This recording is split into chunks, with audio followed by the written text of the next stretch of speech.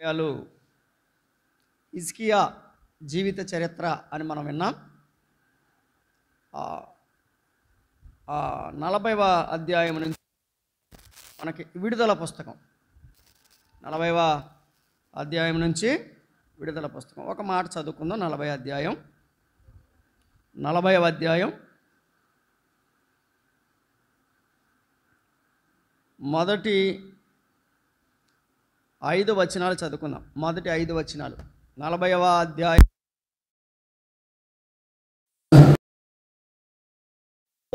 సెలవిచ్చు మాట ఏదనగా, నా జనులను ఓదార్చుడి ఓదార్చుడి, యెరూషలేముతో ప్రేమగా మాటలాడుడి.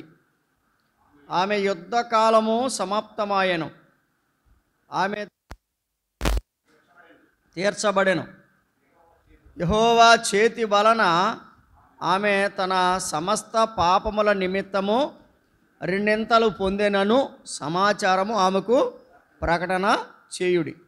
ఆలకించుడి, అడవిలో ఒకడు ప్రకటించుచున్నాడు. ఎట్లనగా, అరణ్యములో యెహోవాకు మార్గము సిద్ధపరచుడి, ఎడారిలో మా దేవుని రాజమార్గము సరళము చేయుడి. ప్రతి లోయను ఎత్తు చేయవలెను, ప్రతి పర్వతమును ప్రతి కొండయు అణచవలెను. వంకరవి చక్కగాను కరుకైనవి సమానముగాను ఉండవలెను. యెహోవా మహిమ బయలుపరచబడును, ఒకడును తప్పకుండా సర్వశరీరులు దానిని చూచెదరు. ఎలాగు జరుగునని యెహోవా సెలవిచ్చుచున్నాడు. ప్రార్థన. కనికరము కలిగిన మా తండ్రి, కృపాబాహుళ్యము కలిగిన మా దేవా, స్తోత్రములు. నిన్ను బట్టి ఇంతవరకు మేము నిలిచి ఉన్నాము. స్తోత్రములు. ఈ సమయంలో నీ వాక్యము దగ్గరికి వచ్చాం. మీరు మాతో మాట్లాడి మహిమ పొందమని సహాయం చేయమని యేసు క్రీస్తు వారి నామములో ప్రార్థించి వేడుకొనిచున్నాము తండ్రి, ఆమేన్. గత వారం మనం చాలా సంగతులు మనం ధ్యానం చేశాం. ఏమిటా సంగతులు అంటే, 24వ అధ్యాయం నుంచి 35వ అధ్యాయం వరకు ఉన్న భాగాల్ని మనం జ్ఞాపకం చేసుకున్నాం. 25వ అధ్యాయంలో రాజైన దేవుడు అని మనం జ్ఞాపకం చేసుకున్నాం.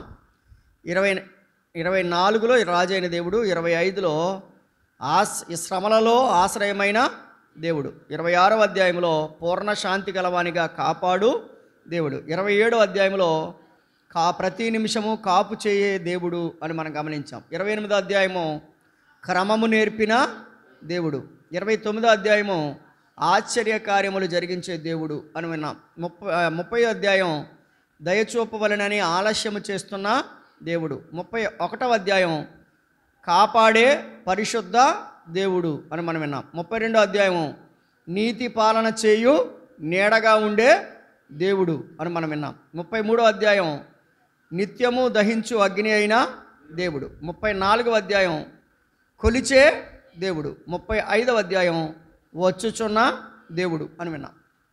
ఇక 36వ అధ్యాయము 36, 37, 38, 39 ఇవి హిజ్కియా రాజు చరిత్ర. అధ్యాయానికి వచ్చి ఒక మాట చెప్తాను మీ ధ్యానం కొరకు. 36వ అధ్యాయము అష్షూరు రాజు హిజ్కియా మీదకి దండెత్తి వచ్చుట. 36వ అధ్యాయంలో అష్షూరు రాజు హిజ్కియా మీదకి దండెత్తి వచ్చాడు. దండెత్తి వచ్చి తన యొక్క సేవకుడైన రబ్షాకే అనేవాడిని పంపించాడు. ఈ రబ్షాకే అనేవాడు తనకు వచ్చినట్టుగా, తనకిష్టం వచ్చినట్లుగా ప్రగల్భాలు పలికాడు. ఈ విషయాలన్నీ కూడా, రబ్షాకే మాట్లాడిన మాటలన్నీ కూడా హిజ్కియా యొక్క సేవకులు హిజ్కియాకి చేరవేశారు. అది 36వ అధ్యాయం. 37వ అధ్యాయం ఈ మాటలు విన్న హిజ్కియా దేవుని మందిరానికి పరిగెత్తుకుని వెళ్ళాడు బట్టలు చింపుకొని. 37వ అధ్యాయంలో, నాయనా, అష్షూరు రాజు పంపించినటువంటి రబ్షాకే అనేవాడు పలికిన మాటలు నువ్వు విన్నావా? మాకెంతో కష్టం వచ్చింది, మాకెంతో ఇబ్బంది ఏర్పడింది, ప్రభువా ఏం చేస్తావు అని చెప్పి దేవుని మందిరానికి వెళ్ళి దేవుని మందిరంలో ఆయన ఆ ఉత్తరాన్ని పరిచి ప్రార్థన చేయడం మొదలుపెట్టాడు. అది 37వ అధ్యాయం 14వ వచనంలో చూడొచ్చు. అయితే ఈ ప్రార్థన విన్న దేవుడు 37వ అధ్యాయములో ఏం చేశాడంటే, తన ప్రార్థనకు జవాబుగా ఏం చేశాడు? ఒక దూతను పంపించాడు. మీరు గమనించండి, 36వ అధ్యాయంలో అషూరు రాజు ఒక దూతను పంపించాడు. ఆ దూత పేరు రబ్షాకే. అతడేం చెప్పాడు? ఇశ్రాయేలు వారిని ఇష్టం వచ్చినట్టుగా తిట్టాడు, వాడికి నోటుకు వచ్చినట్టు తిట్టాడు. కానీ 37వ అధ్యాయంలో దేవుడు తన దూతను పంపాడు. చూడండి, 37వ అధ్యాయం 36వ వచనం, 37, 36. అంతటా యెహోవా దూత బయలుదేరి. ఇప్పుడు ఇది ఎవరి దూత? యెహోవా దూత. 36వ అధ్యాయంలో ఉన్న దూత ఎవరి దూత? అషూరు రాజు అయినటువంటి సన్హెరీబు యొక్క దూత. వాడి పేరు రబ్షాకే అనేవాడు వచ్చాడు. వాడు మోసపోకండి, అలాగా ఇలాగా వాడికి ఇష్టం వచ్చినట్టుగా మాట్లాడాడు. అయితే ఇప్పుడు ప్రార్థన చేశాడు. ఎవరు? 37వ అధ్యాయంలో హిజ్కియా ప్రార్థన చేశాడు, నాయనా ఇలా ఉంది మా పరిస్థితి అని. ఇప్పుడు ఎవరిని పంపించాడు దేవుడు డైరెక్ట్గా రాలా, ఆయన దూతను పంపించాడు. ఒక దూత ఏం చేసిందో చూడండి, 36వ వచనం. అంతటా యెహోవా దూత బయలుదేరి అష్షూరు వారి దండుపేటలో 185,000 మందిని మోత్తాను. అంతే, అయిపోయారు. ఎన్ని దూతలు? ఒక దూత. 185,000 మంది అయిపోయారు, అంతే. దేనివల్ల ఇదంతా సాధ్యం? ప్రార్థన. గుర్తుపెట్టుకోండి, దేనివల్ల సాధ్యం? ప్రార్థన. ఇప్పుడు రబ్షాకే పలికిన మాటలు విన్నటువంటి రాజుగారు బట్టలు చింపేసుకున్నాడు. అయ్యి బాబోయ్, ఏంటి నా పరిస్థితి ఏంటని. 37వ అధ్యాయం 1వ వచనంలో ఉందన్నమాట. హిజ్కియా విని తన బట్టలు చింపుకుని గోను పట్ట కట్టుకుని యెహోవా మందిరానికి పోయాడు. ఎక్కడ పోయాడు? కాబట్టి మనకు వచ్చిన పరిస్థితులు ఏవైనా, మనము తీర్చుకోలేని పరిస్థితుల్లో మనం ఉన్నా, మనము మోయలేని భారము మన మీద ఉన్నా, మనం పరిగెట్టాల్సింది ఎక్కడికంటే దేవుని మందిరానికి పరిగెట్టాలి. దేవుని మందిరానికి పరిగెట్టాడు. పరిగెట్టి ఏం చేశాడు? ఏమండి, 14వ వచనం. హిజ్కియా దూతల చేత ఆ ఉత్తరం తీసుకొని చదివి యెహోవా మందిరములోనికి పోయి యెహోవా సన్నిధిని దాన్ని విప్పి పరిచి యెహోవా సన్నిధిని ఇట్లనే ప్రార్థన చేశాను. నాయనా, ఇది మా పరిస్థితి. మనసు ఎక్కడ విప్పుకోవాలో తెలుసండి? మనుషుల దగ్గర కాదు. మనసు మనుషుల దగ్గర ఇప్పకూడదు. మనసు మనుషుల దగ్గర ఇప్పితే మోసమే. మనసు ఎవరి దగ్గర విప్పాలంటే దేవుని మందిరంలో విప్పాలా, ప్రభు దగ్గర విప్పాలా. మన మనసులో ఏ బాధ అయినా చెప్పుకోవచ్చు అండి. ఆయనకి చెప్పుకోకూడని బాధ అంటూ ఏదీ లేదు. అది అనారోగ్య సమస్య, మానసికమైన సమస్య, ఏ సమస్య అయినా ఆయనకి చెప్పుకోవచ్చు మనం. అంటే మనకున్న దాన్ని గమనించి మనకి ఏ రీతిగా సహాయం చేయాలో ఆయనకు ఒక్కడికే తెలుసు, ఇంకెవరికి తెలియదు. ఇప్పుడు దేవుడు ఈ ప్రార్థన విన్నాడు. ప్రార్థన వినగానే 21వ వచనం. అంతటా ఆమోజు కుమారుడైన యెషయా హిజ్కియా యొద్దకు ఈ వర్తమానం పంపెను. ఇశ్రాయేలు దేవుడైన యెహోవా సెలవిచ్చినదేమనగా, అష్షూరు రాజు సన్హెరీబు విషయమందు నీవు నా ఎదుట ప్రార్థన చేసితివే. నువ్వేం చేశావు? ప్రార్థన చేశావు.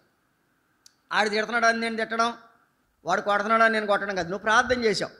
ప్రార్థన చేస్తే 33వ వచనం. కాబట్టి అష్షూరు రాజును గూర్చి యెహోవా సెలవిచ్చినదేమనగా, అతడు ఈ పట్టణములోనికి రాడు. ఏమండి, దేవుడు ఏం చెప్పాడు?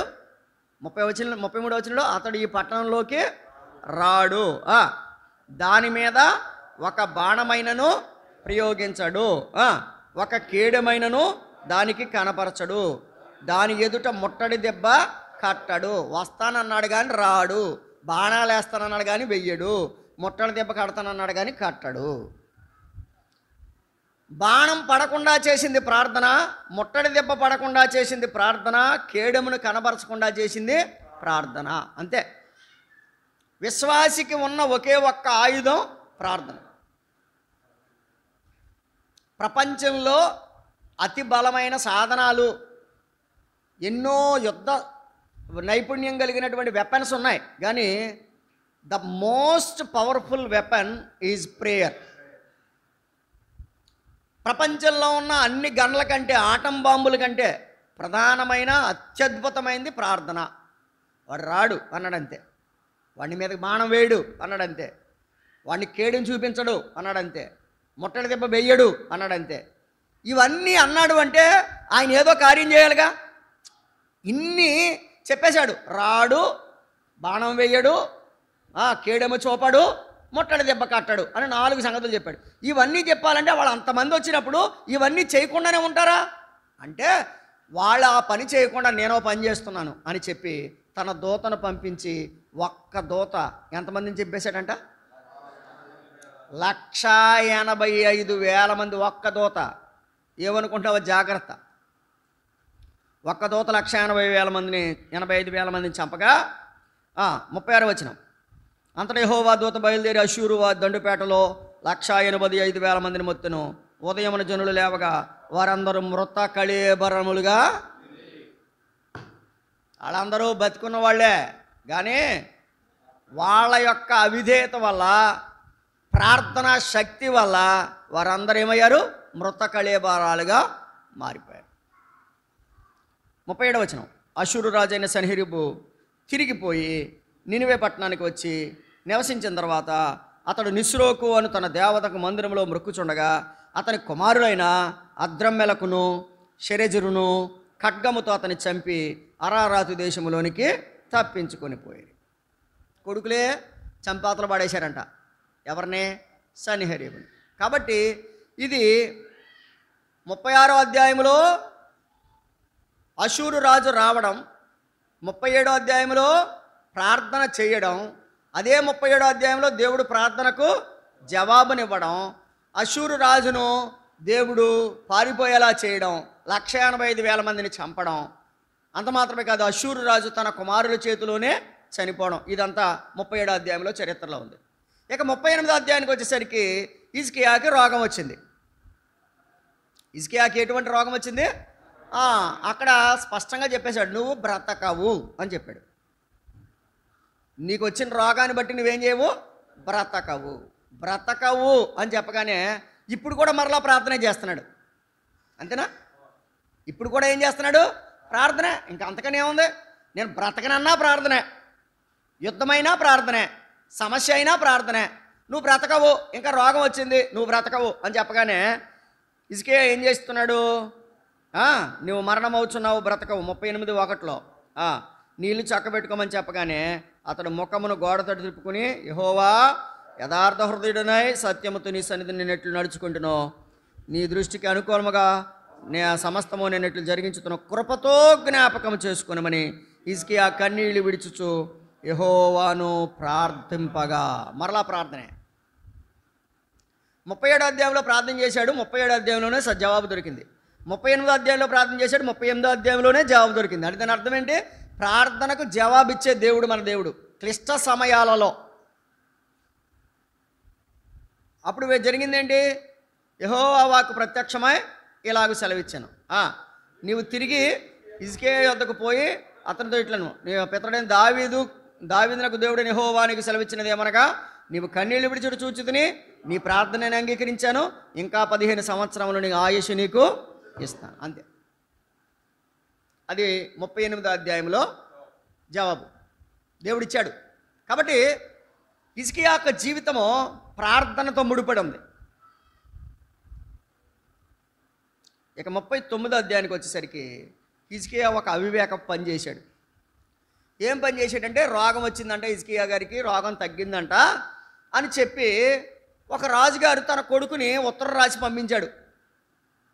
చూడండి 39వ అధ్యాయం. ఆ కాలమందు బబులోను రాజు, ఎవరైనా ఇందాక అష్షూరు రాజు, ఇప్పుడు బబులోను రాజు బలదాను కుమారుడైన మెరోదక్బలదాను హిజ్కియా రోగి అయి బాగుపడిన సంగతి విని పత్రికలను కానుకను అతని యొద్దకు పంపగా. ఏం పంపాడు? పత్రికలు కానుక పంపాడు, బాగుపడ్డాడని చెప్పి. బబులోను రాజు గారు హిజ్కియా రాజు బాగుపడ్డాడని తెలిసి కానుకలు పంపించాడు, ఉత్తరాలు పంపించాడు. ఉత్తరం చదువుకొని కానుక పంపించి ఈయన కూడా ఏదో కానుక ఇచ్చి పంపించాలి, అంతేనా? కానీ ఈయన ఏం చేశాడో తెలుసా? చూడండి 2వ వచనం. హిజ్కియా దూతలు వచ్చిన మాట విని వారిని లోపలికి రప్పించి, చదవండి, తన ఇంటనేమి రాజ్యమందేమి కలిగిన సమస్త వస్తువులలో దేనిని మరుగు చేయక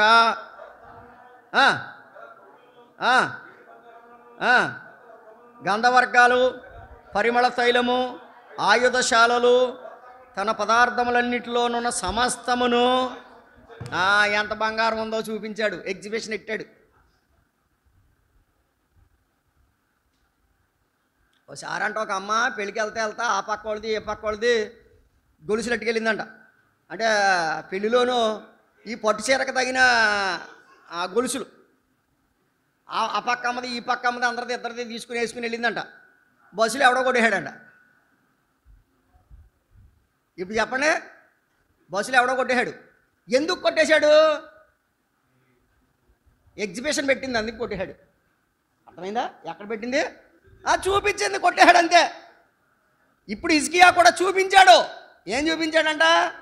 ఆ పోని ధనాగారం ఎంత ఉందో చూపించేశాడంట. వెండి బంగారం చూస్తే ఎవడైనా అనుకుంటాడో, ఓరు బాబు వీడి దగ్గర చాలా గట్టిగా ఉంది, నువ్వు దెబ్బెట్టెత్తే వదిలిపోద్దే అని అనుకుంటాడు. తర్వాత అంత మాత్రమే కాదు, ఏదో ధాన్యము లేకపోతే గంధవర్గాలు ఇవి చూపిస్తే పోను అనుకోవచ్చు. ఆయుధాల శాల కూడా చూపించాడంట. అంటే తన దగ్గర ఎన్ని ఆయుధాలు ఉన్నాయో కూడా చూపించేశాడు. ఇప్పుడు ఆ పక్కోడు ఏమనుకుంటాడు? వీడికంటే మన దగ్గర ఎక్కువ ఉన్నాయా తక్కువ ఉన్నాయా అని అంచనా వేసుకుంటాడా లేదా? రైట్. ఇప్పుడు ఎంతగా ఏంటంటే ఏం చూపించకూడదు అన్నీ చూపించేశాడు. అర్థమవుతుందా? యవన సోదరులు మీరు కూడా చాలా జాగ్రత్త. సోదరులు, మనం ఏం చూపించాలి అదే చూపించాలి, ఏం చూపించకూడదు అది చూపించకూడదు. నేను ఇంతకన్నా లోతుగా వెళ్ళను. మనకి అవసరమైంది మాత్రమే ఎదుటి వారికి చూపించాలి. భర్తకు చూపించాల్సింది భర్తకు చూపించాలి, భార్యకు చూపించాల్సింది భార్యకు చూపించాలి, పిల్లలకు చూపించాల్సింది పిల్లలకు చూపించాలి. అంతేగాని రోడ్డు ఎక్కేసి ఉన్నాయని చూపిస్తే మొత్తం లాక్కెళ్ళిపోతాడు సాతానుగాడు. ఇప్పుడు జరిగింది ఏంటంటే అన్నీ చూపించేశాడంట. 3వ వచనం. పిమ్మట ప్రవక్త అయిన యెషయా రాజుకైన హిజ్కియా వద్దకు వచ్చి ఆ మనుషులు ఎవరు ఏమని అడిగారు. ఏమనిరి? నీ వద్దకు ఎక్కడి నుండి వచ్చిరి అని అడుగా హిజ్కియా, బబులోనును దూరదేశము నుండి వారు వచ్చి ఉన్నారని చెప్పాను. నీ ఇంట వారు ఏమి చూచిరి అని హిజ్కియా అడుగగా హిజ్కియా, చదవండి, నా పదార్థములలో దేనిని మరుగు చేయక నా ఇంటనున్న సమస్తమును నేను వారికి, అంతే. ఏం చేశారా? ఏం చూశారా బాబు? వాళ్ళు ఎక్కడి నుంచి వచ్చారు? దూరదేశం నుంచి వచ్చారు. ఏం చూశారు? ఏముందో అన్నీ చూపించాను అన్నాడు. సరే, దేవుడు ఒక తీర్పు తీర్చేశాడు. చూడండి, అంతటా యెషయా హిజ్కియాతో ఇట్లనెను, యెహోవా సెలవిచ్చిన మాట వినుము, రాబో దినములలో ఏమి మిగలదు. ఏమి చూపించావో ఏమి మిగలదు. సమస్తము నేటి వరకు నీ పితరులు సమస్తము దాచిపెట్టినది అంతయు బబులోను పట్టణమునకు ఎత్తుకొని పోదురని సైన్యములకు అధిపతి యెహోవా, ఇదిగో నువ్వు చూపించిన బంగారం ఎత్తుకుపోతారు, నువ్వు చూపించిన గంధవర్గాలు ఎత్తుకుపోతారు, నువ్వు చూపించిన ఆయుధాలు ఎత్తుకుపోతారు. అంతేననుకుంటున్నావా? నీ పిల్లల్ని కూడా ఎత్తుకుపోతారు చెప్పాడు. తర్వాత చూడండి 7వ వచనం. మరియు నీ గర్భమున పుట్టిన నీ పుత్ర సంతానమును బబులోను రాజు నగరనందు నపుంసకులుగా చేయుటకే వారిని. సాతానికి మనం ఏమి చూపించకూడదండి, జాగ్రత్త. సాతానిగాడికి మనం ఏం చూపించకూడదు. మన బాధ, మన బాధ్యత, మన ఇబ్బంది ఏదైనా ఉంటే ప్రభుకే చెప్పాలి. అసలు వాళ్ళు వచ్చిన తర్వాత కానుకలు పట్టుకొచ్చారు. ఫర్ ఎగ్జాంపుల్ సొలొమోన్ రాజు ఉన్నాడు, శాపదేశపు రాణి. అడిగిన కానుకిచ్చి పంపించాడు, అంతేనా? అడిగిన కానుకిచ్చి పంపించాడు. ఆమె చూసింది, నీ వారు గొప్పవారు, నీ జనులు భాగ్యవంతులు, నీ బల్ల గొప్పది, నీ భోజనం గొప్పది అంది. ఆమె కొంత కానుకలు తెచ్చింది, ఈయన కొంత కానుకలు ఇచ్చాడు. ఆ తర్వాత ఇంకా కొన్ని అడిగిందంట. ఆవిడ అడిగింది కూడా ఇచ్చి పంపించాడు. గొడవ అయిపోయింది. కానీ వీడు అలాగ కాదు. ఈతను అలాగ కాదు. వాళ్ళు వచ్చిన పర్పస్ ఒకటి, ఇటు చేసింది ఒకటి. కొన్నిసార్లు మనం చేసేది ఎలా ఉంటుందంటే, నేను ఎంత గొప్పవాడినో చూపించుకోవాలని ప్రదర్శిస్తాం. అవసరం లేదు. ప్రభు అన్నాడు, ఇదిగో నువ్వేం చూపించావు అన్నీ పోతాయి. ఎక్కడి నుంచి వచ్చారో వాళ్ళు అక్కడికి తీసుకెళ్ళిపోతారు. నీ పుత్రులు కూడా అక్కడ తీసుకెళ్ళిపోతారు. వాళ్ళని ఎందుకు పనికిరాని గోళ్ళ కింద మార్చేస్తారు, నపుంసకులుగా మార్చేస్తారు. అంటే అంటాడు, కన్నీళ్ళు గారుత్తలేదు, బాధపడట్లా. ఏమంటాడు చూడండి హిజ్కియా 8వ వచనం. అందుకు హిజ్కియా, నీవు తెలియజేసిన యెహోవా ఆజ్ఞ చొప్పున జరుగుట మేలే. ఏమన్నాడు? నేను చల్లగా ఉంటే చాలు, నా తర్వాత వాడు ఏమైపోతే ఏంటి అంటున్నాడు. ఏమంటే అర్థమవుతుందా? హిజ్కియా ఏమన్నాడు? చదవండి. నీవు తెలియజేసిన యెహోవా ఆజ్ఞ చొప్పున జరుగుట మేలే. నా దినములలో సమాధానము సత్యములు కలుగునుగా. కానీ యెషయాతోడు, నేను చల్లగా ఉంటే చాలు, నా పిల్లలు ఏమైపోతే ఏంటి, నా పిల్లలు ఏమైపోతే ఏంటి. హిజ్కియా చేసినటువంటి ఆ భయంకరమైన నేరం ఇశ్రాయేలీల్ని బబులోను దేశానికి చెరగా తీసుకుని వెళ్ళిపోయింది. ఇక్కడతోటి చెర పుస్తకం ముగిసింది 39వ అధ్యాయంతో.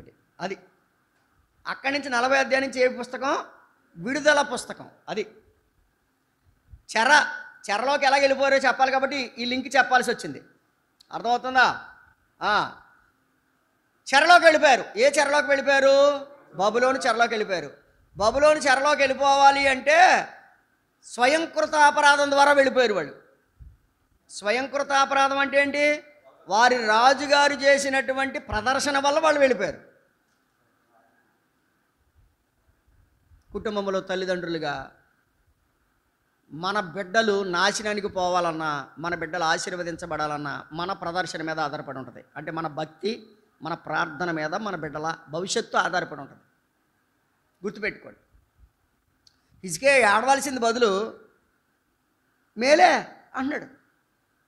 మేలే అని ఎందుకు అంటున్నాడు? నేను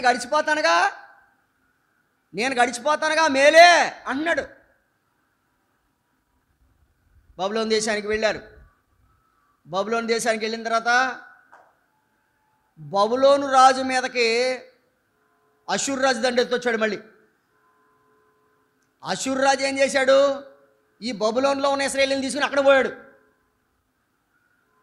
దేవుడు తన మహాకృప చేత అషూర్ రాజు అయినటువంటి కోరెషుకు మంచి మనసు కలిగించాడు. ఆ మంచి మనసు కలిగించిన అప్పటికే 70 సంవత్సరాలు పూర్తయింది. ఆ 70 సంవత్సరాల తర్వాత కోరెష్ అన్నాడు, మీరు మీ దేశానికి వెళ్ళొచ్చు అన్నాడు. అప్పుడు ఇద్దరు నాయకత్వంలో మరలా తిరిగి వారు యెరూషలేముకు వచ్చారు, గోడ కట్టారు, మందిరం కట్టారు. ఇది దేనికి సంబంధించినటువంటి ఒక చరిత్రకు సంబంధించినటువంటి ఒక కథ, ఒక చరిత్ర. కథ కాదు, చరిత్ర. అయితే ఇప్పుడు 40వ అధ్యాయం మనం చదువుకున్నాం. దానికి లింకు కోసం ఇంత చెప్పాను. 40వ అధ్యాయంలో ప్రభు ఏమంటున్నాడు? మీ దేవుడైన యెహోవా సెలవిచ్చినదేమనగా. పైన ఏమన్నాడు? పైన అదే దేవుడు సెలవిచ్చాడు. ఏమని? చెరలోకి వెళ్ళిపోతారు అని.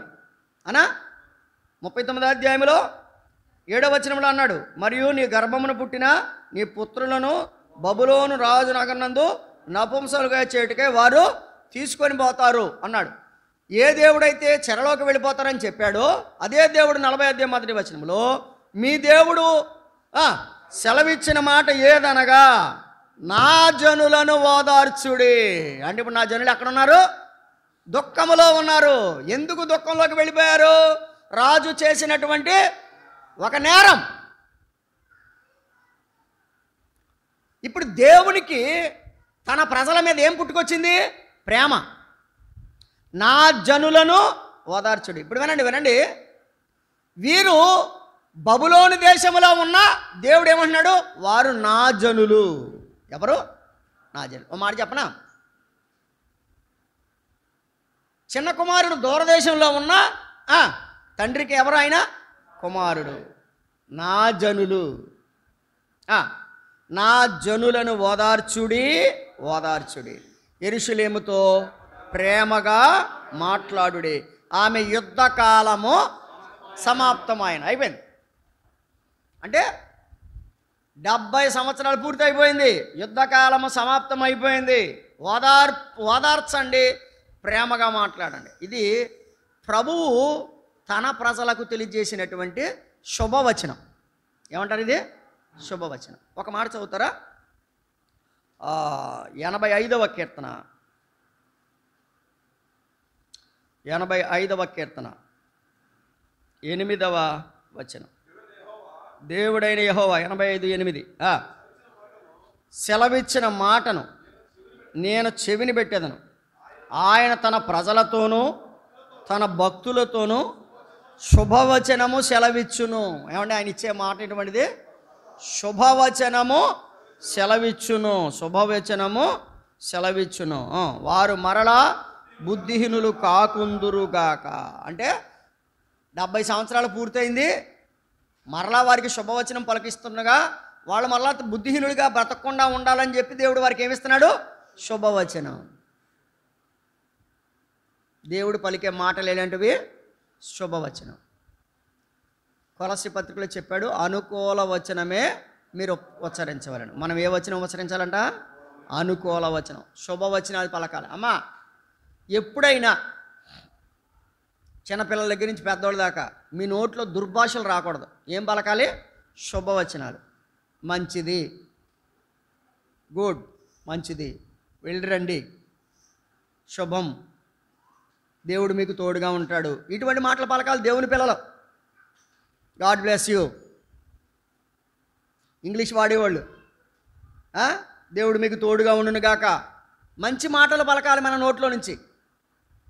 ఎప్పుడైతే మనం మంచి మాటలు పలుకుతున్నామో దేవుడు మన పట్ల కూడా మంచి చేస్తాడు. జకర్యా గ్రంథం 1వ అధ్యాయం, జకర్యా గ్రంథం 1వ అధ్యాయం 13వ వచనం చదువుదాం, చూడండి. యెహోవా నాతో మాట్లాడిన దూతకు ఆదరణ అయిన మధుర వచనములతో ఉత్తరం ఇచ్చాను. ఆదరణ అయిన మధుర వచనములు. దేవుడు మనతో మాట్లాడే మాటలు ఎలా ఉంటాయి? ఆదరణ అయిన మధుర వచనాలు. ఎవరినైనా మనం పొల్లెట్టి పొడిచినట్టు మాట్లాడకూడదు. దేవుని పిల్లలకు మరలా ఇదే చెప్పడం. అది ఎప్పుడు పొల్లెట్టినట్టే మాట్లాడతాడండి అంటారు కొంతమందిని. అలా మాట్లాడకూడదు. మనం ఎలా మాట్లాడాలి? ఆదరణ అయిన, అంటే మన మాట వాళ్ళని ఆదరించాలి. మన మాట వాళ్ళని ఆదరించాలి. వాళ్ళు ఏ బాధలో ఉన్నారో ఆ బాధను ఆదరించే మాట మాట్లాడాలి. మధుర వచనాలు. ఏ మాటలు అవి? మధుర వచనం. దేవుడు ఎప్పుడు కూడా శుభవచనాలు కదా. ఏ వచనం అని విన్నాం? శుభవచనం. తర్వాత మధుర వచనం. ఏమంటున్నాడు? మీ దేవుడు సెలవిచ్చినదేమనగా, నా జనులను ఓదార్చుడి, ఓదార్చుడి, యెరూషలేముతో ప్రేమగా మాట్లాడుడి. విన్నారండి? ప్రేమగా మాట్లాడుడి. ఆమె యుద్ధకాలము, ఆమె దోష రుణము తీర్చబడెను. ఆమె దోష రుణము తీర్చబడెను. అంటే ఆమె చేసిన దోషాన్ని, రుణం నేను తీర్చేశాను. దోషం చేసింది ఆమె, రుణం తీర్చింది నేను. అయ్యా, నా జనులను ఓదార్చండి అన్నాడు. అదే సమయంలో దేవుడు ఏమన్నా తెలుసా? నేనే నా జనులు ఓదార్చుతాను అన్నాడు. చదువుతారా? 51వ అధ్యాయం యెషయా గ్రంథం, 51వ అధ్యాయం. యెషయా గ్రంథంలో సంగతులే కొన్ని చూద్దాం. 51వ అధ్యాయం 12వ వచనం.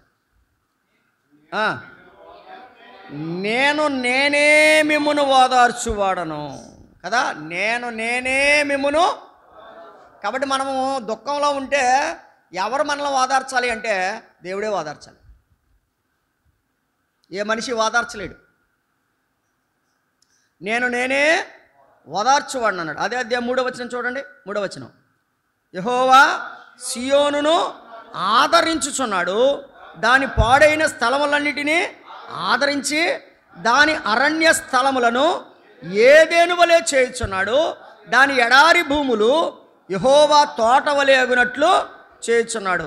ఆనంద సంతోషములు, కృతజ్ఞతా స్తుతియు, సంగీతము గానమును దానిలో వినబడను. ఒకప్పుడు ఏమైతే అక్కడ లేవో, ఎడారిగా ఉన్న భూమిని ఆయన ఏదేనుగా మార్చాడు, అరణ్యముని ఏదేనుగా, ఎడారిని తోటగా మార్చాడు. ఆనందము లేని స్థలములో ఆనందాన్ని ఇచ్చాడు. దేవుడు ఆయన ఓదార్చేవాడు. నేనే నా జనులను ఓదార్చేవాడను. 60వ అధ్యాయం, యెషయా గ్రంథమే 60వ అధ్యాయం 13వ వచనం.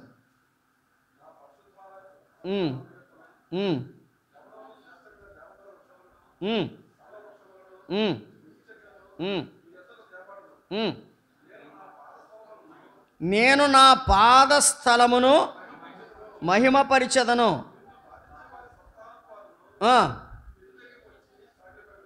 నిన్నెవరైతే బాధించారో వారు నీ ఎదుటకు వచ్చి సాగిలపడతారు. నిన్ను తృణీకరించిన వారందరూ వచ్చి నీ పాదముల మీద పడతారు కదా. నిన్ను తృణీకరించిన వారందరూ వచ్చి నీ పాదముల మీద పడతారు అని చెప్పి అంటాడు. 15వ వచనం, నీవు విసర్జించబడుటను బట్టియు దేశించబడుటను బట్టియు ఎవడునూ నీ మార్గమున దాటిపోవుట లేదు. అండర్లైన్ చేసుకోండి మీ బైబిల్లో. నిన్ను శాశ్వత శోభాతిశయముగాను బహుతరములకు సంతోష కారణముగాను చేసేదను. యెహోవానగు నేను నీ రక్షకుడను. బహుతరములకు సంతోష కారణంగా చేస్తాను నిన్ను. నువ్వు ఎక్కడున్నావు? దుఃఖంలో ఉన్నావు, బహుతరములకు సంతోష కారణంగా నేను చేస్తాను. రైట్. నా జనులను ఓదార్చుడి అన్నాడు. మన ప్రభు ఎవరంటే ఓదార్చేవాడు కదా. మన ప్రభు ఎవరు? ఓదార్చేవాడు. 49వ అధ్యాయం 13వ వచనం, 49:13. శ్రమనొందిన తన జనుల యందు జాలిపడి యెహోవా తన జనులను ఓదార్చి ఉన్నాడు. జాలిపడి ఓదారుస్తున్నాడు. మన దేవుడు ఎలాంటి వాడు? శ్రమ పొందిన వారి పట్ల జాలిపడి. అమ్మాయ్యా, నిన్ను శ్రమలలో ఉంచడం దేవుని ఉద్దేశం కాదు. నువ్వు ఆ శ్రమలో ఎందుకున్నావంటే ఆయన నీకు రెండంతల మేలు చేయాలని ఆశపడుతున్నాడు కనుక నువ్వు శ్రమలో ఉన్నావు. యోబు శ్రమలో ఎందుకున్నాడంటే రెండంతల మేలు పొందడానికి శ్రమలో ఉన్నాడు. మనం ఎందుకు శ్రమల్లో ఉంటామంటే శుద్ధ సువర్ణంగా మారడానికి శ్రమల్లో ఉంటాం. మనం సువర్ణమే కానీ ఇంకా ఎలా మారాలి? శుద్ధ సువర్ణంగా, రెండంతల మేలు చేయడానికి దేవుడు మన శ్రమల్లో ఉంచాడు. కాబట్టి ప్రభు అంటాడు, ఓదార్చేవాడను నేనే అన్నాడు. నంబర్ 1 ఎలా రాసుకోండి? ఓదార్చువాడను నేనే. అది యెషయా గ్రంథం 51:12. ఇప్పుడు యెషయా గ్రంథం 57:16. యెషయా గ్రంథం 57:16. నేను నిత్యము పోరాడువాడను కాను, నేను ఎల్లప్పుడూ కోపించువాడను కాను. ఏమన్నా దేవుడు ఏమంటున్నాడు? నేను ఎప్పుడు కోపం పెట్టుకునేవాడిని కాదు. ఎప్పుడో 5 సంవత్సరాల క్రితం 10 సంవత్సరాల క్రితం అయిపోయిందాన్ని మనం జ్ఞాపం పెట్టుకుంటాం. ఏమంటారు? పెట్టుకుంటామా లేదా? ఆడప్పుడు నన్ను అలాగ అన్నాడు వదిలేద్దాం. వాడు అంటాడు మనల్ని, మనం పడ్డాం, మనం ఏం చెడిపోలేదుగా. మన ప్రభు ఏమంటున్నాడు? నేను నిత్యము పోరాడువాడను కాను, ఎల్లప్పుడూ కోపించువాడను. అంటే నిత్యము పోరాడువాడను కాను అంటే దాని అర్థం ఏంటి? నేను ఒకప్పుడు మేము మీద కోపపడ్డాను కానీ ఇప్పుడు నా కోపం ఏమైంది? చల్లారిపోయింది. మన కోపం ఏముండాలంట? కోపపడదు కానీ పాపము. 12వ అధ్యాయానికి రండి. యెషయా గ్రంథమే 12వ అధ్యాయానికి రండి. యెషయా గ్రంథమే 12వ అధ్యాయానికి రండి. ఆ దినమున మీరు ఇలాగందురు, యెహోవా నీవు నా మీద కోపపడితివి. దేవునికి స్తోత్రం. నీ కోపము చల్లారెను. మన కోపం చెప్పండి, మన కోపం చల్లారదు. ఇది ఇది సంఖ్యాకాండంలో దేవుడు చెప్పినట్టు అది మంట ఆగిపోకూడదు అన్నట్టు ఉంటుంది మన పని. మంట ఆగిపోకూడదు. ఓ పుల్ల ఆరిపోయేటప్పటికి ఇంకొక పుల్ల వేస్తాడు ఇంకొకడు, ఆ మంట ఇంకా వెలుగుతూనే ఉండాలి. ఓహో ఫోన్లో వీళ్ళిద్దరూ బాగానే ఉన్నారనేటప్పటికి ఇంకొకడు పుల్లెట్టేస్తాడు, అంటే మళ్ళీ మంట ఎరుగుతుంది. అర్థమవుతుందా? దేవుడు అట్టండి కోపపడ్డాడు కానీ ఏం చేశాడు? చల్లారిపోయింది. దేవుని పిల్లలకు కూడా మనం మనుషులమంటే కోపాలు వస్తాయి. రాళ్ళు ఇసురుకోవచ్చు, కత్తులు ఇట్టుకు నరుక్కోవచ్చు, కర్రలు ఇచ్చుకు బాదుకోవచ్చు. కానీ దేవుని నమ్మిన మనం ఏం చేయాలి చెప్పండి? చల్లారాలి. చల్లారకపోతే నువ్వు దేవుని పిల్లవాడు కాదు.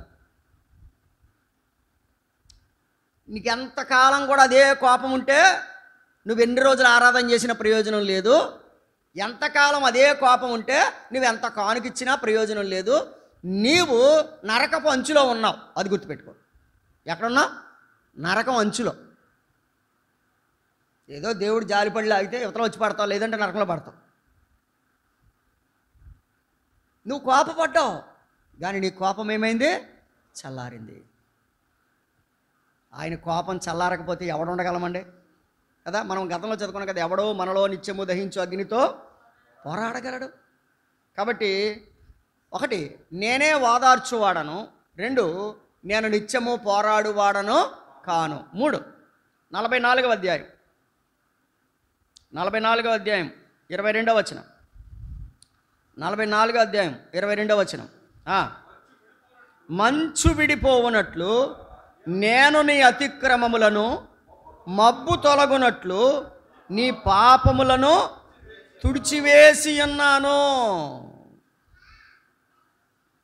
1 నేనే ఓదార్చేవాడిని, 2 నేను నిత్యము కోపించేవాడను కాను, 3 మంచు విడిపోయినట్లుగా నీ అతిక్రమాలు నీ పాపాలు తుడిచివేసేవాడను నేనే. ఏమండి? ఏం చేశాడంట? తుడిచేశాడంట. తుడిచేయడం అంటే ఏంటి? తుడిచేయడం అంటే ఇప్పుడు పూర్వకాలం పలకలు లేనప్పుడు అంటే పలకలు లేకుండా చదువుకున్న వాళ్ళు ఎవరైనా ఉన్నారంటే ఇక్కడ కొంతమంది ఉండి ఉంటారు, ఒకళ్ళ ఇద్దరు. మిగిలిన అందరం పలకల మీద చదువుకున్న వాళ్ళమే. పలకలు లేనప్పుడు ఇసుకని ఇలాగని ఇసుక మీద ఆ అని రాయించేవారంట. మళ్ళీ అది తుడిచేస్తే ఏమైపోద్ది? తుడిచేయడం అంటే ఏంటంటే అంతకుముందు ఏముందో కనపడకుండా పోవడం. అలాగే మనం ఎంత దుర్మార్గులమైనా మన పాపాలన్నీ ఆయన ఏం చేశాడు? తుడిచేశాడు. అంటాడు, ఇదిగో నీవు పాపివైనా మబ్బు తొలగిపోయినట్లుగా నీ పాపాలను తుడిచేస్తాను నేను అన్నాడు కదా. నీ పాపాలను నేను తుడిచివేస్తాను. 43:25 చదువుదాం చూడండి, అక్కడే ఉన్నాం కనుక. 43:25 ఏమన్నాడు? నేనే నా చిత్తానుసారముగా నీ అతిక్రమములు తుడిచివేయుచున్నాను. నేను నీ పాపములను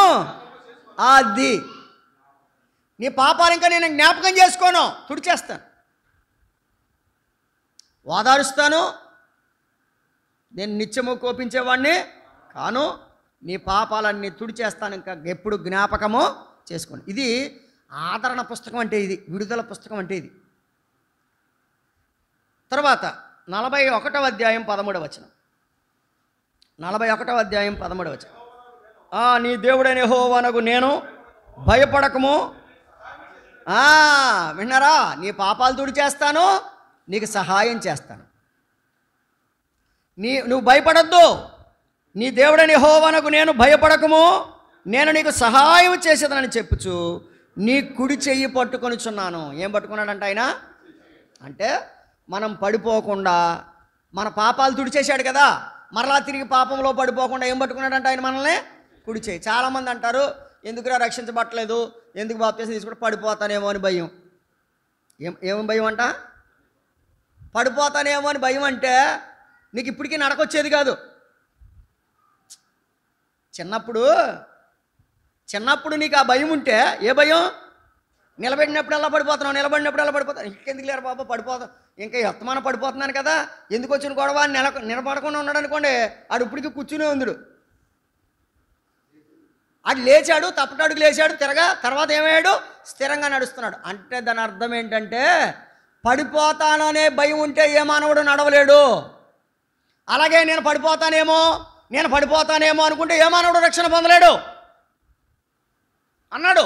నేనే నా చిత్తానుసారంగా నీ అతిక్రమాలు తుడిచివేస్తాను, ఇక ఎన్నటికీ నీ పాపాలు జ్ఞాపకం చేసుకోను అని అంటాడు. భయపడొద్దు అని చెప్పి అంటాడు, నేను నీకు సహాయం చేస్తాను, నీ కుడి చేయి పట్టుకుంటాను. దాని అర్థం ఏంటంటే నువ్వు పడిపోకుండా సహాయం చేసేది నేనే. దేవుని నమ్ముకున్న పిల్లలారా, యవనస్తులారా, పడిపోకుండా సహాయపడేవాడు దేవుడే. నేను నీకు సహాయం చేస్తాను. ఎందుకు? ఆయన మనం చేయబట్టుకున్నాడు, మనం ఆయన చేయబట్టుకున్నామా? ఇప్పుడు చిన్నపిల్లల్ని మనం పరీక్ష చేసుకుందాం. చిన్నపిల్లవాడు మనం చేయట్టుకున్నాడు అనుకోండి, పడిపోతాడు. మనవాడు చేయట్టుకున్నాడు, పడిపోతాడా? అలాగే దేవుడు మనం చేయబట్టుకున్నప్పుడు మనం పడిపోయే అవకాశం ఉందా? పడనివ్వడు. అది దాని అర్థం. ఆడే పట్టుకున్నాడు అనుకోండి, ఏవాడు పడిపోతాడు. కానీ ప్రభు అన్నాడు, నేను నీ కుడి చేయి పట్టుకున్నాను, నువ్వు పడడానికి అవకాశము లేదు. కాబట్టి ధైర్యంగా ఉండండి. మన ప్రభు కుడి చేయి పట్టుకుని నడిపిస్తాడు. ఎంతకాలం నడిపిస్తాడో తెలుసా? నేను మాట చెప్తా. నాకు దేవుడు నీకు ఇది ఆఖరి పని అని చెప్పేదో ఒక పని నిర్ణయించుంటాడు. ఆ పని చేసేదాకా నడిపిస్తాడు, ఆ తర్వాత తీసుకెళ్ళిపోతాడు. నాకు నీకు దేవుడు ఒక ఆఖరి పని ఇచ్చాడు. అంటే ఒక ప్లాన్ ఆఫ్ యాక్షన్ ఇచ్చాడు. ఒక ప్లాన్ ఆఫ్ యాక్షన్ లేకపోతే ఒక ఫ్లో చార్ట్. మనకి ఒక వర్క్ డన్ ఇచ్చాడు, లేకపోతే వర్క్ ఇచ్చాడు. దాన్ని మనం పూర్తి చేసేదాకా ఆయన మనల్ని నడిపిస్తాడు. అంటే ఆఖరి శ్వాస అంటారు చూసారా, ఆఖరి శ్వాస ఎందుకు ఉంచాడంటే ఆ సమయం వరకు కూడా నువ్వేదో చేయాల్సిన పని ఉంది నీ చేతిలో. ఎప్పుడైతే నీకు ఆ పని ముగిసిందో అప్పుడు ఆయన నేను తీసుకెళ్ళిపోతాడు, నిన్నైనా నన్నైనా. నిన్న నేను చాలా మానసికంగా చాలా బాధపడిపోయాను నిన్న. ఎందుకంటే రోజు నేను ప్రయాణం చేసే దారి, ఒక యవనస్తుడు 23 సంవత్సరాలు ఉంటాయి, ఒక ఆటో ఎదురొస్తుంది, దాని మీద ఐరన్ బార్లు అవి ఉన్నాయి. ఇతడు బండి మీద వెళ్తున్నాడు, ఇతడు కొత్తూరు వైపు వెళ్తున్నాడు, ఆటో ఏమో రావులపల్లి వైపు వస్తుంది. ఏం జరిగిందో తెలీదు, ఆ ఆటో దానికి డాష్ తగలడంతోనే కింద పడిపోయాడు. అలా కొట్టుకోవడం కూడా లేదు, చచ్చిపోయాడు అంతే. అసలు కొట్టుకోవడం కూడా లేదండి, చనిపోయాడు అంతే. ప్రభు చెప్తున్నాడు, నీ జీవము ఏపాటిది. మనల్ని దేవుడు ఎంతకాలం కాచి భద్రపరిచాడంటే ఎంత కృతజ్ఞత కలిగి ఉండాలో చూసుకోండి. పాప మా కుర్రోడిని వాళ్ళ తల్లిదండ్రులు అనుకుంటారు ఇంకా వస్తాడు, ఏదో పనికి పాలుకి వెళ్ళాడు, పెరుగుకి వెళ్ళాడు, ఇంకా వస్తాడని తల్లిదండ్రులు ఎదురు చూస్తారు. ఒక్కసారిగా కళ్ళు బయర్లు గమ్మినట్టు అయిపోయి కళ్ళు చెమిర్చిపోయినాయి నాకు. నిజమే, మన జీవం అల్పమైంది. ఈ అల్పమైన జీవితాన్ని దేవుడు మనల్ని ఎందుకు కాపాడుతున్నాడంటే మనకి ఇంకా ఏదో పని ఉంచాడు మనకి. ఆ పని, ఆ ఆఖరు పని, ఆ పని ముగిసేదాకా ఆయన మనల్ని చేపట్టుకుని నడిపిస్తాడు. ఆ తర్వాత మనల్ని తీసుకెళ్ళిపోతాడు. దేవుని వాక్యం చూడండి, నేనే నీ చేయి పట్టుకుంటాను. రైట్, ఓదార్చువాడను నేనే. 2, నేను నిత్యము పోరాడువాడను కాదు. 3, మీ పాపాలు తుడిచివేసేవాడిని నేనే. 4, సహాయము చేసేవాడిని నేనే. 35వ కీర్తన, క్షమించాలి, 35వ అధ్యాయం యెషయా గ్రంథం 35:4 తత్తరిల్లు హృదయములతో ఇట్లనుడి, భయపడక ధైర్యముగా ఉండుడి. ప్రతిదండన చేయుటకై మీ దేవుడు వచ్చుచున్నాడు. ప్రతిదండనను దేవుడు చేయదగిన ప్రతి కార్యమును ఆయన చేయను. ఆయన వచ్చి తానే మిమ్మును, చాలు, ఆయన వచ్చి తానే మిమ్మును రక్షించును. 49వ అధ్యాయం యెషయా గ్రంథం 49వ అధ్యాయం 25వ వచనములో ఆఖరణ చదువుదాం. నీతో యుద్ధము చేయువారితో నేనే యుద్ధము చేయుదును, నీ పిల్లలను నేనే రక్షించుదును. ఇందాకేమన్నాడు? ఏమండి? నేనే సహాయం చేస్తానన్నాడు. ఇప్పుడు నేనే రక్షిస్తాను. ఏం చేస్తాను? నేనే రక్షిస్తాను. ఏమని చెప్పాడు? ఆయన వచ్చి తానే మిమ్మును రక్షించును. 35:4. అదే సమయంలో ఎక్కడ అంటున్నాడు? మీ పిల్లలను నేనే రక్షిస్తాను. యెషయా భక్తుడు చెబుతున్నాడు, నా జనులను ఓదార్చుడి, యెరూషలేముతో ప్రేమగా మాట్లాడు. ఏంటా ప్రేమ మాటలు? ఆయన మాటలు: 1, నేనే మిమ్మల్ని ఓదారుస్తాను. 2, నేను నిత్యము పోరాడేవాడిని కాదు. 3, మీ పాపాలు నేను తుడిచివేస్తాను. 4, సహాయం చేస్తాను. 5, నేను మిమ్మల్ని రక్షిస్తాను. అంత మాత్రమే కాదు. ఇప్పుడు ఇర్మియా గ్రంథానికి రండి. ప్రభు అన్న మాట మరొక్క మాట చూపిస్తాను. ఇర్మియా గ్రంథం 33వ అధ్యాయం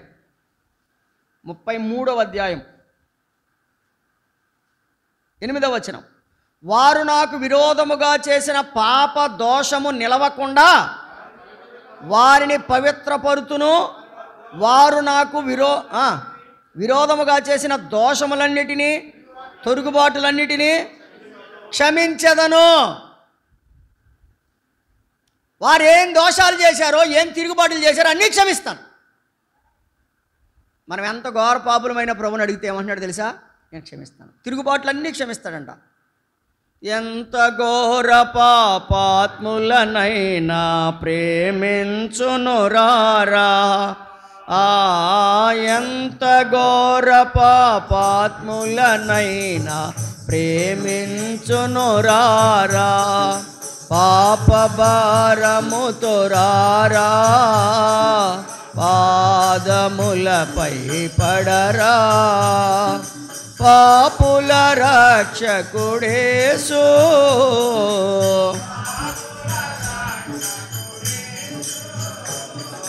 తప్పక నిన్ను రక్షించు, ప్రేమామృతధారలు చెందిన మన యేసుకు సమమెవరు కదా. నా జనులను ఓదార్చుడి, నా జనులతో ప్రేమగా మాట్లాడు. దేవుడు ఏం మాట్లాడుతున్నాడు? ప్రేమగా చెప్పాడు, నేనే మిమ్మల్ని ఓదార్చువాడిని, నేను నిత్యము కోపించువాడిని కాదు, నేను మీ పాపాలను తుడిచివేస్తాను, నేను మీకు సహాయం చేస్తాను, నేను మిమ్మల్ని రక్షిస్తాను. 6వదిగా నేను మీ దోషములన్నిటినీ, మీ అపరాధములన్నిటినీ ఏం చేస్తాను? క్షమిస్తాను. ఆఖరికి ఇంకొక మాట, జఫన్యా గ్రంథం పేజీ నెంబర్ 774. జఫన్యా గ్రంథం 3వ అధ్యాయం 15వ వచనం. జఫన్యా గ్రంథం 3వ అధ్యాయం: తాను మీకు విధించిన శిక్షను యెహోవా కొట్టివేసి ఉన్నాడు. నమ్మితే హృదయంలో ప్రభుకి స్తోత్రం చెప్పుకోండి. దేవుడు ఏం చేశాడంట? నేను మీకు విధించిన శిక్షను నేను కొట్టేశాను. ఎలా కొట్టేశాడు ఆయన? కొలస్సీ పత్రిక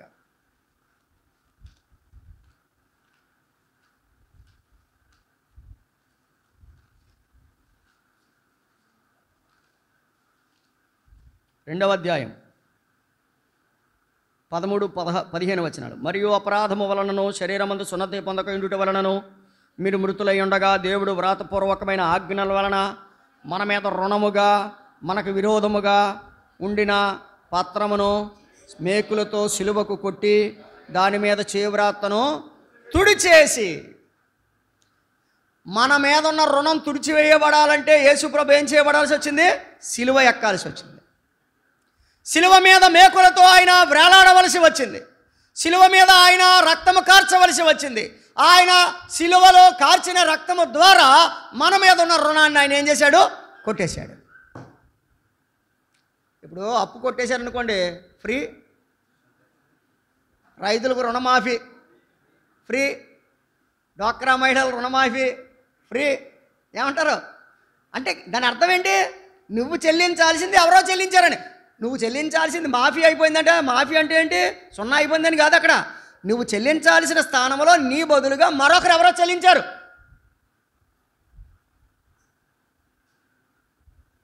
నా స్థానంలో నా ప్రభువు చెల్లించాడు, నీ స్థానంలో మన ప్రభు, మనందరి స్థానంలో మన ప్రభు కొట్టేశాడు కదా. చదువుతారా మాట? నాకు ఎంతో ఇష్టమైన మాట. జెఫన్యా గ్రంథం 3:15లో మీకు విధించిన శిక్షను యెహోవా కొట్టివేసి ఉన్నాడు. మీకు విధించిన శిక్షను యెహోవా కొట్టివేసి ఉన్నాడు. ఎలా కొట్టివేశాడు? మనకు విరోధముగా ఉండిన పత్రమును మేకులతో సిలువకు కొట్టి దాని మీద చేవ్రాతను తుడిచివేసి మనకు అడ్డము లేకుండా దానిని ఎత్తివేసి మన అపరాధములన్నిటినీ క్షమించి ఆయనతో కూడా మిమ్మును జీవింపచేశాను. ఇది నా జనులను ఓదార్చుడి. ఏమని ఓదార్చాలి? వాళ్ళ దగ్గరికి వెళ్ళి, అరే మీ మీద ఉన్న రుణం దేవుడు కొట్టేశాడు, మీ పాపాలు దేవుడు క్షమించాడు, మీ మీద నిత్యం ఆయన కోపించేవాడు కాదు, ఆయన మీకు సహాయం చేసేవాడు, ఆయన మిమ్మల్ని రక్షించేవాడు, ఆయన మిమ్మల్ని క్షమించినవాడు, ఆయన మీ శిక్షను కొట్టివేసినవాడు. 7 సంగతులు మీకు జ్ఞాపకం తెచ్చాను. యెషయా గ్రంథమే 61వ అధ్యాయం 7వ వచనం చదువుదాం చూడండి. యెషయా గ్రంథం 61:7. నీ అవమానమునకు ప్రతిగా రెట్టింపు ఘనత నొందుదురు, నిందకు ప్రతిగా తాము పొందిన భాగమును అనుభవించి వారు సంతోషింతురు. వారు తమ దేశములో రెట్టింపు భాగమునకు కర్తలగుదురు, నిత్యానందము వారికి కలుగును. ఏమండి, ఏం కలుగునని చెప్పాడు అక్కడ చూడండి. అవమానానికి ప్రతిగా రెట్టింపు ఘనతను పొందుతారు, నిందకు ప్రతిగా తాము పొందిన భాగమును అనుభవించి సంతోషిస్తారు. వారు తమ దేశములో రెట్టింపు భాగమునకు కర్తలగుదురు, నిత్యానందము వారికి ఉండును. ఇప్పుడు చెప్పండి, 1వ అధ్యాయం నుంచి 39వ అధ్యాయం వరకు ఉన్నటువంటి ఏమండి తీర్పు 40వ అధ్యాయంకి వచ్చేటప్పటికి ఏం మొదలైంది? విడుదల. ఏం మొదలైంది? విడుదల. దేవుడు విడుదల చేయడానికి ఇష్టపడుతున్నాడు. విడిపించబడ్డానికి నువ్వు ఇష్టపడుతున్నావా? నీవు ఇష్టపడితే గనక ఆయనే ఓదారుస్తాడు. ఆయన ఇప్పుడు కోపించేవాడు కాదు. ఆయన నీ పాపాలు తుడిచివేసేవాడు, నీకు సహాయం చేసేవాడు, నిన్ను రక్షించేవాడు, నిన్ను క్షమించేవాడు. అంత మాత్రమే కాదు, చెప్పాడు. ఏమన్నాడు? ఆఖరి మాట, శిక్షను కొట్టేశాడు. ఎంత సంతోషం అండి! శిక్షను కొట్టేశాడు. మీరు ఎక్కడైతే అవమానం పొందారో అక్కడ రెట్టింపు ఘనతకు పాత్రులవుతారు. ఇంటి దగ్గర చదువుకోండి. జకర్యా గ్రంథం 9వ అధ్యాయం 12వ వచనంలో ఇదే మాట ఉంది. జకర్యా గ్రంథం 9:12 ఇదే మాట ఉంది. రెట్టింపు ఘనతకు పాత్రులుగా చేస్తాడు. నేను ముందే చెప్పాను, మనము శ్రమలలో ఉన్నాము అంటే ప్రభు మనల్ని ఏం చేయబోతున్నాడు? రెట్టింపు ఘనతకు పాత్రులుగా చేయబోతున్నాడు. కాబట్టి దేవుని మీద ఆధారపడదాం. మన విడుదల సమీపమైంది. నువ్వే స్థితిలో బంధించబడ్డావో ఆ బంధించబడిన నీవు ప్రభువుకు అప్పగించుకో. ప్రభువు నిన్నేం చేస్తాడు? విడుదల చేస్తాడు. దేవుడి మాటలు మన కొరకు దీవించునుగాక. ఆమేన్. తల్ల వంచుతాం. ప్రేమగల తండ్రి, వందనాలు. అందరిలో అన్ని విధాలుగా నీ వాక్యాన్ని పనిచేయనివ్వండి, కృపనివ్వండి. నీ తలంపులు మాకు ఇచ్చినందుకే స్తుతిస్తూ, నీ వాక్యాన్ని నాయన మాకు ఇచ్చి మమ్మల్ని ఆదరించినందుకే స్తోత్రం చెల్లిస్తూ, మా ప్రభు రక్షకుడైన యేసుక్రీస్తు వారి నామంలో ప్రార్థించి వేడుచున్నాము తండ్రి. ఆమేన్. అందరికీ వందనాలు.